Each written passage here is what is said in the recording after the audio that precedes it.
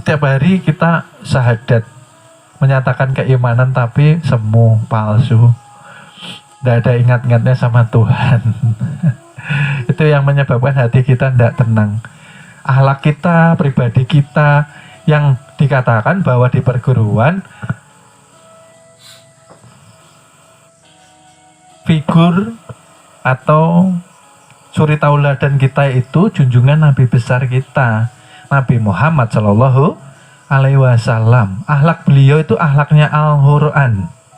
Nah, kita murid kalau sudah ngefans sama junjungan Nabi besar kita jadikan sebagai suri tauladan kita. Harusnya kalau menyatakan cinta sama Allah, kita harus mengikuti sifatnya, akhlaknya, ajarannya junjungan Nabi besar kita, Nabi Muhammad Shallallahu Alaihi Wasallam. Supaya apa?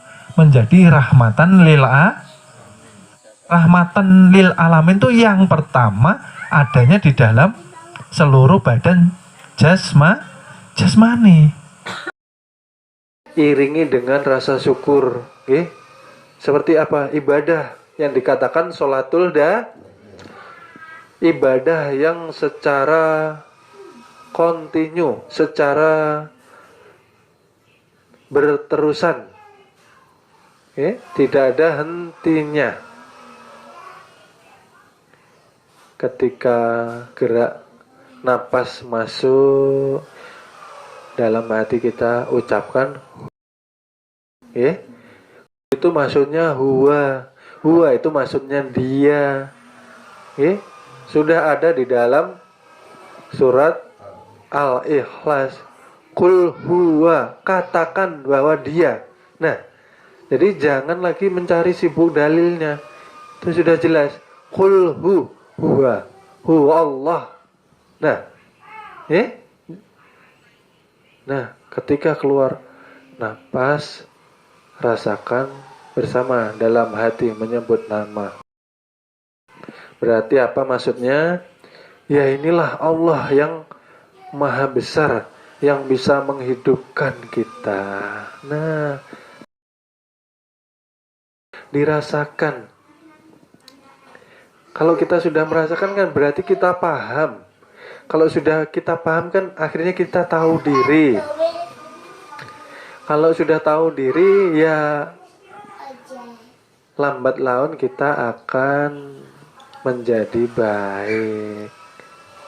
Oh, tahu kita diawasi Allah. Oh, kita tahu, oh hidup karena Allah. Semuanya karena Allah. Jadi kita ini manusia tidak ada ceritanya. Makanya lucu manusia ini kalau sombong. Orang hidup di dunia lahir tidak bawa apa-apa. Pulang dikasih selembar kain. Harusnya kita membawa persiapan yang banyak untuk bekal menuju kehadirat Allah Ta'ala. Ya pasti malu lah kita. Orang diamanahkan badan jasmani, diamanahkan ruh yang tadinya semua suci. Masa iya pulang mau kotor? Berarti kan tidak mengikuti sifatnya Rasulullah yang amanah. Ya, amanah itu berarti bisa dipercaya. Bisa dipercaya itu berarti harus menjaga jasmani rohani bersih, suci, kembali seperti tatkala Allah melahirkan kita. Kita ini mau pulang ke yang maha suci. Makanya kita harus belajar membersihkan diri kita, ruh kita daripada kekotoran. Paham ya? Kita belajar menuju ke alam kesucian. Maka kita harus suci. Maka percuma ketika kita sholat 5 waktu, tetapi kita tidak membersihkan penyakit hati kita. Karena syarat ibadah diterima harus bersih, suci. Paham ya? Nah, kalau sudah paham ya Mbok Yao, dari sekarang seluruh murid belajar mendalami ilmu perguruan. banyak bertafakur. Oh iya, saya tuh hidup dihidupkan.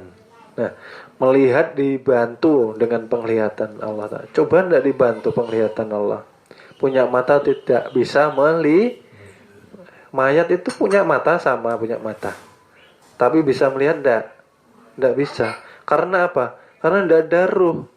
Kalau tidak ada ruh berarti tidak ada tujuh sih. Nah, kalau paham.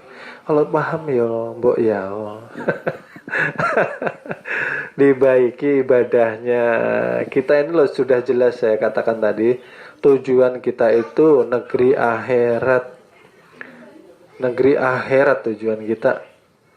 Bagaimana kita hidup di dunia itu nanti yang terjadi di negeri akhirat. Kalau kita santai-santai di sini, maka kita di negeri akhirat ya tidak terlalu dihiraukan. Jangan sakit hati nanti ya. Di dunia berapa tahun lupa sama Allah. Di dunia berapa tahun tidak bersyukur kepada Allah.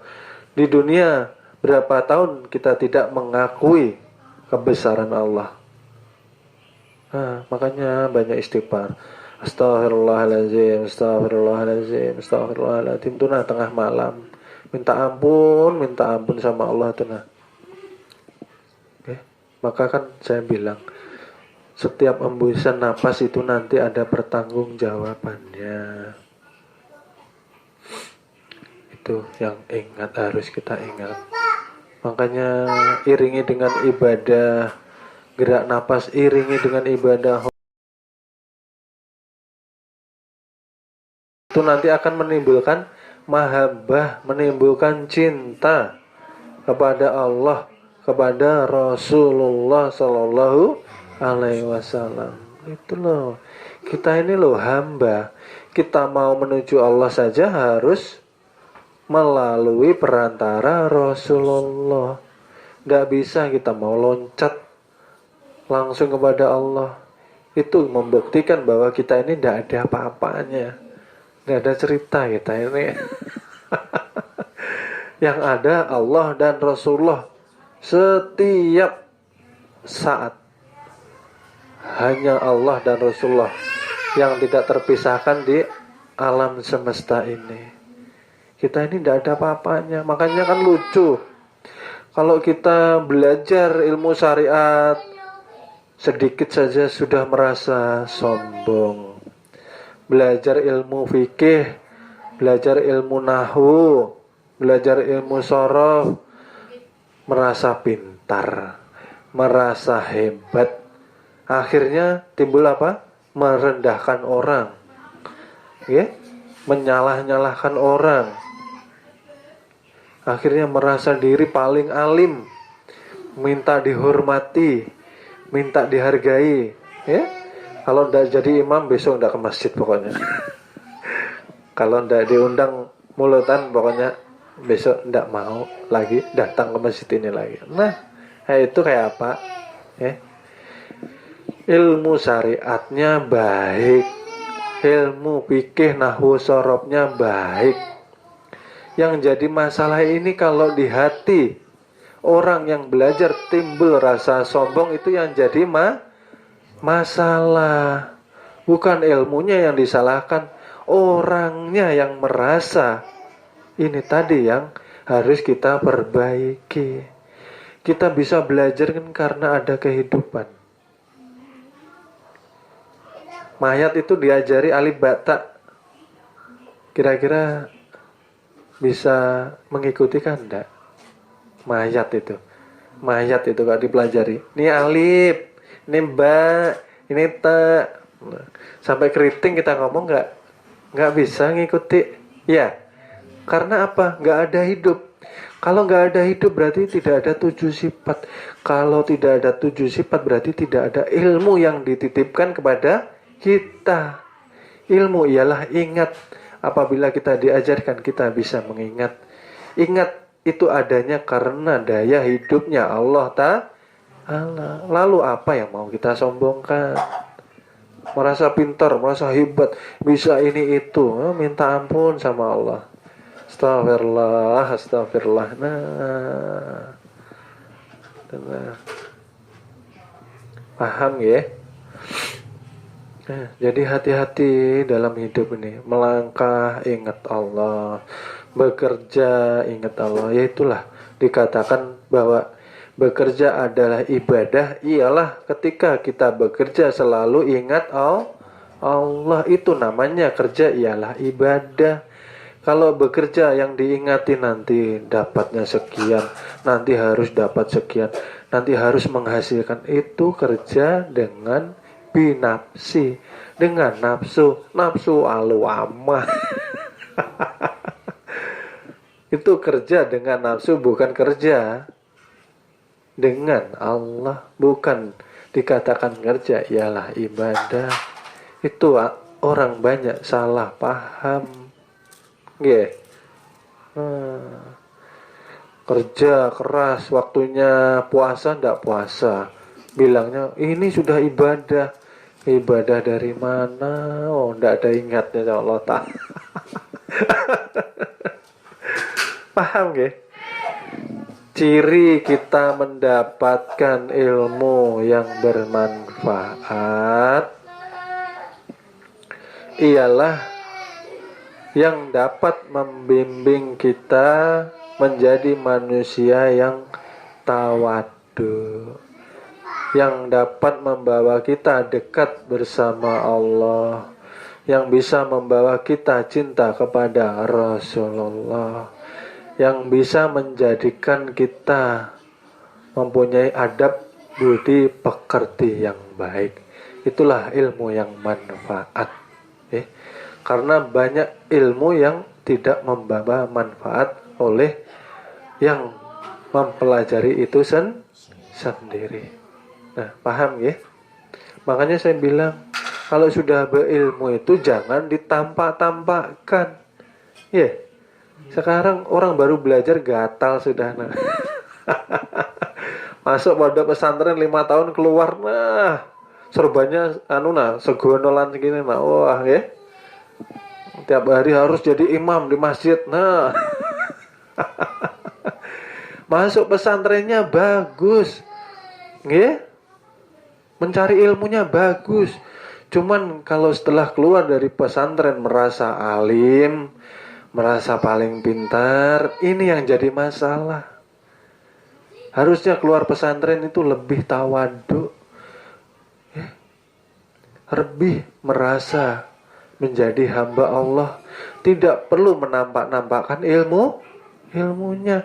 Ilmu itu setelah dipelajari, dijalankan, bukan untuk diperdebatkan, bukan untuk pamerkan. Berarti kan tidak kenal dirinya sendiri. Kita bisa seperti ini, seperti itu kan karena Allah menitipkan ilmu. Maka selalu saya mengatakan bahwa saya ini bukan guru. Karena guru yang sesungguhnya ini Allah Subhanahu wa Ta'ala. Agar kita tidak timbul rasa sombong di hati. Dikatakan orang tuan guru, nah yang tidak kenal, tidak dihargai, nah sakit hati cara. Aku ini tuan guru, nah enggak dihormati sama orang. Allah. Kan seperti itu. Nah, Allah saja yang alim itu. Oh, nyatanya kita ditanya berapa jumlah rambut kita tidak tahu. Ada yang tahu? Yang tahu ya hanya yang menciptakan. Itu masalah rambut saja. Nah, itu kok mau ngaku alim. Paham gak? Bukan ilmunya yang salah, tapi jika kita timbul rasa pintar, rasa alim, rasa mampu, itu yang salah.